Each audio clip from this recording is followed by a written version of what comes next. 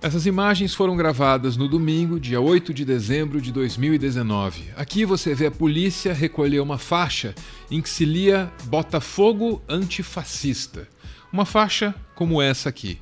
O argumento para retirar essa mensagem de campo é o de que manifestações políticas não são aceitas em estádios de futebol. O grupo de torcedores responsável pela faixa discorda dessa tese, lógico, e expressa essa discordância em uma nota. O texto diz: o Estatuto do Torcedor não prevê isso. Na verdade, o Estatuto do Torcedor garante liberdade de expressão, que foi quebrada hoje. O fascismo está institucionalmente naturalizado.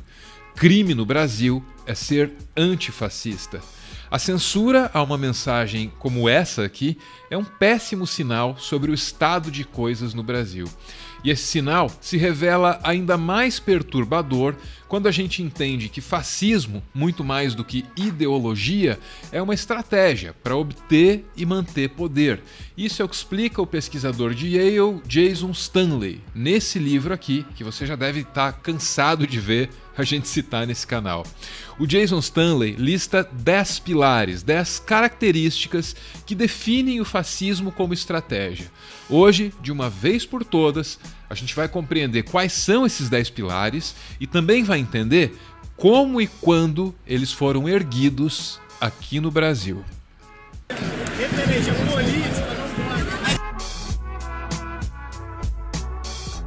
Things are getting scary for anti-fascists.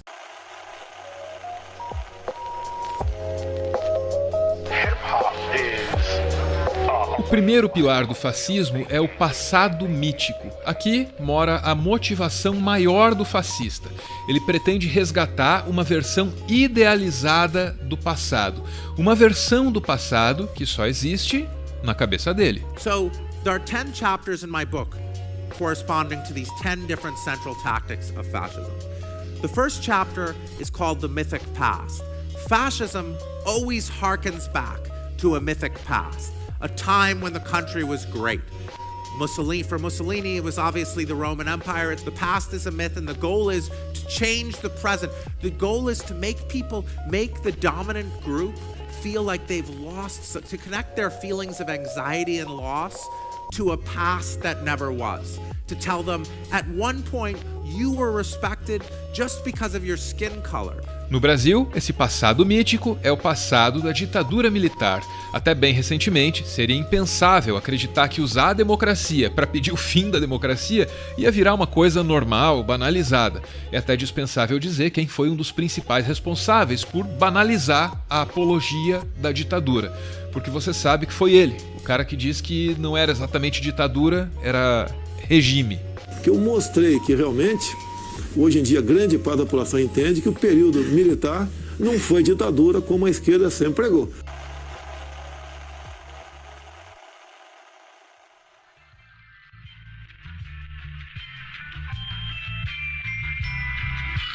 O segundo pilar do fascismo é a propaganda, que dentro do fascismo tem uma peculiaridade, ela sempre inverte as coisas. Um governo que se elege falando em anticorrupção se revela completamente corrupto. Um juiz que ganha fama nacional falando em limpar a política, na verdade estava apodrecendo o judiciário, combinando condenações com os acusadores. É dispensável explicar se esse pilar do fascismo, a propaganda, foi erguido aqui no Brasil ou não, porque o próprio professor Jason Stanley cita o nosso país como exemplo, como mau exemplo. Bolsonaro's model is not Trump, it's Goebbels. And in it he says, fascists always call their opponents what they are. So that is always standard. Like, the Nazis said the mainstream press was lying all the time when they were lying.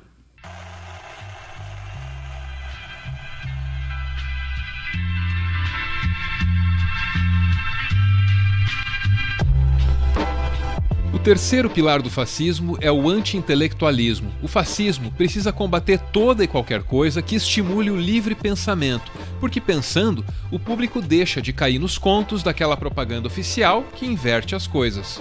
The third element is anti-intellectualism. Universities are attacked. The media is attacked.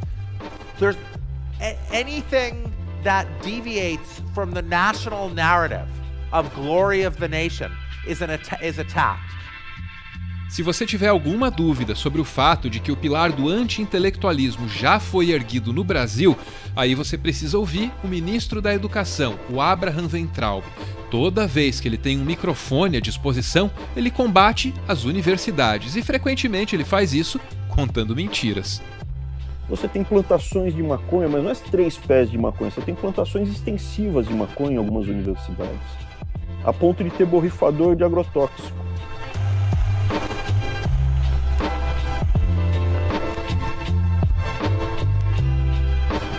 O quarto pilar do fascismo é chamado por Stanley de irrealidade. Com esse pilar da estratégia, o fascista espalha mentiras e boatos, criando um ambiente de desconfiança, em que qualquer referencial de realidade se perde completamente. Um instrumento importante nessa parte da estratégia é a teoria conspiratória.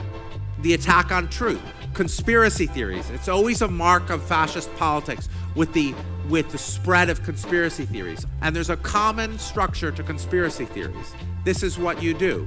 You say, the media is owned by some shady forces. And you can tell that the media is owned by the shady forces because the media doesn't say it's owned by the shady forces. That was the protocol. That's what the Nazis did to the Die Lügenpresse. They said, the Jews own the media, and you can tell because the media refuses to report on the fact that the Jews own the media. That's how it works.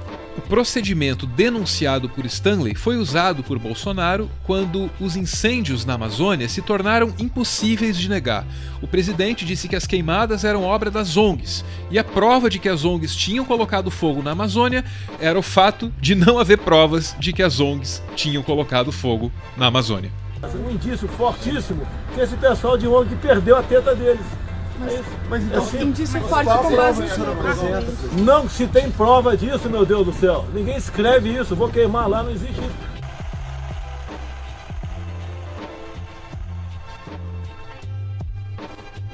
O quinto pilar do fascismo é a hierarquia. O fascismo aqui estabelece um grupo dominante, que deve estar no topo da hierarquia social. Essa hierarquia se expressa de maneira muito visível nas questões raciais. E essa hierarquia também se expressa nas questões de gênero, porque o fascismo acha que homens devem estar acima das mulheres. Aqui, mais uma vez, o exemplo do professor Stanley é o Brasil. In hierarchy, there's a dominant group. Men are higher than women. As Jair Bolsonaro said, leader of Brazil, he said, I had 4 boys, he's 5 children, 4 boys, and his youngest child, his daughter. He said, I had 4 boys, and then when I grew weak, I had a daughter. So men are ranked over women, and the dominant group is ranked over other groups. Stanley tem toda a razão de usar o Brasil como exemplo. Aqui, o desejo por hierarquia é tão forte que ele demanda uma divisão da sociedade em castas. Olavo de Carvalho, que é o ideólogo do governo, certa vez escreveu: as castas são tipos psicológicos e não classes sociais. Elas existem em toda a sociedade, independentemente da estrutura de classes. Agora, tenta perguntar para um psicólogo de verdade o que é que ele acha dessas frases aí.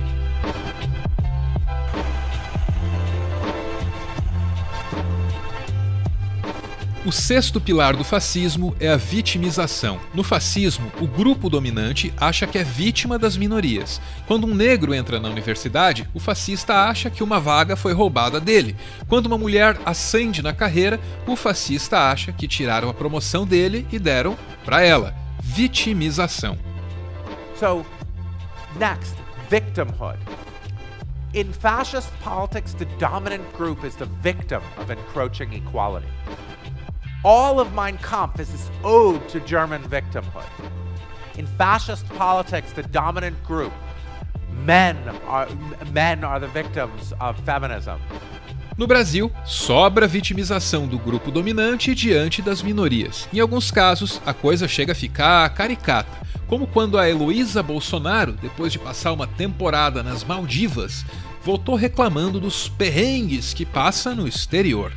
A gente passa muito perrengue também. também, quando a gente vai para os Estados Unidos, a gente economiza dólares. Almoçava no mercado e era assim, gente. Eu ficava até mais magrinha, maravilha.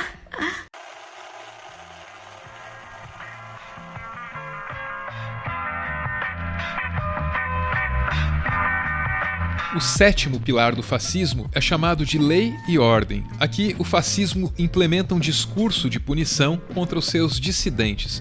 Qualquer um fora do grupo dominante merece ser punido, apenas por não pertencer ao grupo dominante. Tem que ser assim, porque o fascismo já estabeleceu lá atrás uma hierarquia, em que o grupo dominante é superior a todo o resto. The outgroup are two things. They're criminals and they're lazy. All over the world. The outgroup are criminals and they're lazy. So all fascist campaigns are law and order campaigns. No Brasil, o pilar da lei e da ordem é usado para matar indiscriminadamente nas favelas, mas ele foi erguido lá atrás, quando ainda prometia metralhar os seus opositores políticos. Vamos fuzilar a petralhada aqui do Acre!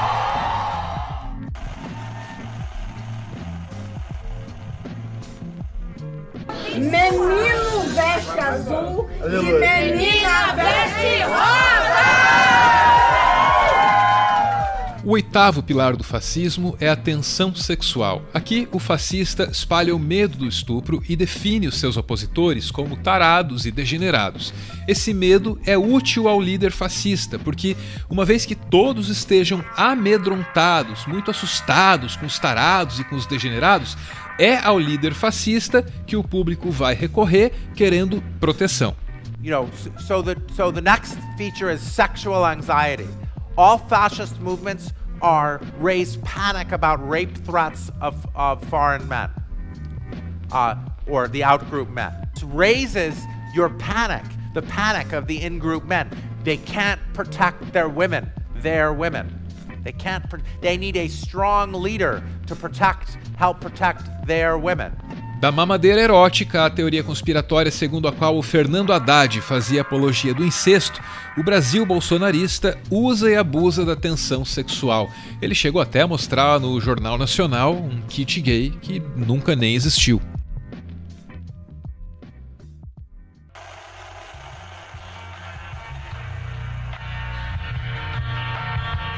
Sodoma e Gomorra é o nome do nono pilar do fascismo.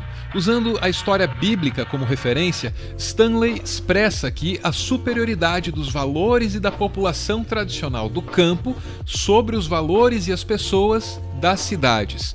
No campo vive gente de bem, já nas cidades e sobretudo nas regiões empobrecidas e nos guetos, é lá que vive gente do mal. So, chapter 9, Sodom and Gomorrah. The source of power of these authoritarian movements, of these fascist movements, comes from the rural areas, because the idea is those are the pure areas where the foreigners haven't infested. In Europe, Jews are the hated foreign group is associated with cities. Cities are the places where people mix, the Jews and the non-Jews. The outgroup lives in the cities. Uma vez que o pilar chamado Sodoma e Gomorra esteja erguido, o Estado fascista ganha legitimidade para invadir uma festa de gente pobre na periferia e assassinar os frequentadores. O Estado pode fazer isso, porque o pilar de Sodoma e Gomorra estabelece que é nesse exato tipo de evento que residem aquela cultura e aqueles valores que são considerados inferiores e passíveis de extermínio.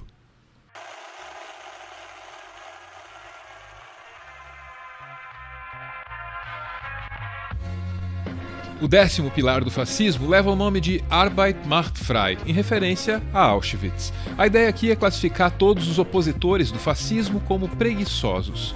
Uma vez que essa pecha esteja bem difundida, o fascista pode colocar a oposição para fazer trabalhos forçados. O que pode acabar com uma tragédia humanitária começa com um simples discurso. The final chapter is called Arbeit macht frei, which was written on the gates of Auschwitz. Work shall make you free. When white Americans say black people are lazy, that's what the Nazis meant by Arbeit macht frei. The idea is the outgroup are lazy, they're lazy by their nature, and they use the state to leech off you. No Brasil de 2019, o equivalente a Arbeit macht frei é acabou a mamata. Por aqui, os opositores do fascismo são frequentemente acusados de só fazer oposição ao fascismo por querer recuperar a tal da mamata perdida. Como você viu, todos os 10 pilares do fascismo foram erguidos por aqui quando isso aconteceu. Talvez você perceba a gravidade da coisa, ou talvez, apoiado nesses 10 pilares sem nem saber, você esteja aí se perguntando por que é que a gente não falou em nenhum momento de comunismo nesse vídeo. É bem possível que você queira perguntar, mas e o comunismo? O que é equivalente a fazer aquelas perguntas, aquelas outras perguntas lá. E o PT, hein? E o Lula? E o Lula, e o PT, e o comunismo. Se essas são as suas questões, então o professor Jason Stanley tem um último recado para você. So there are different bad things. Fascism should not mean all the bad things. It's one kind of bad thing, and there are other kinds of bad things. There are different bad things in the world. And if you confuse bad things, then you won't know what bad thing you're facing.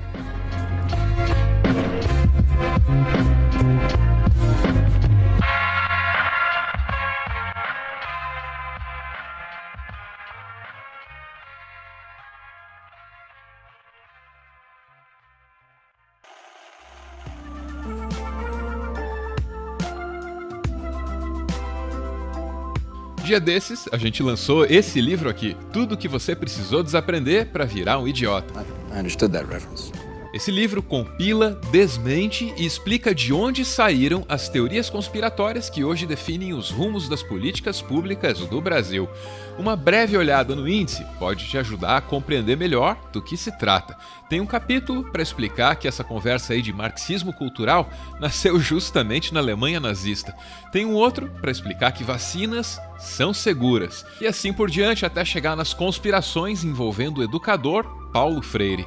O nosso livro está disponível em várias livrarias. Se você se interessou, tem os links para compra aí na descrição do vídeo. Você pode dar uma olhada, mas só se você quiser.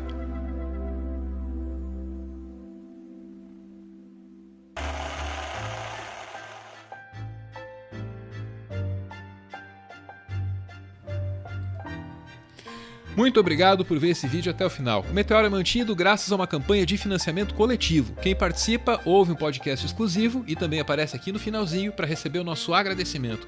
Hoje é a vez do Vitor Nascimento, que aparece aí com a gente no lançamento do livro. Obrigado por aparecer, Vitor. Beijo, até!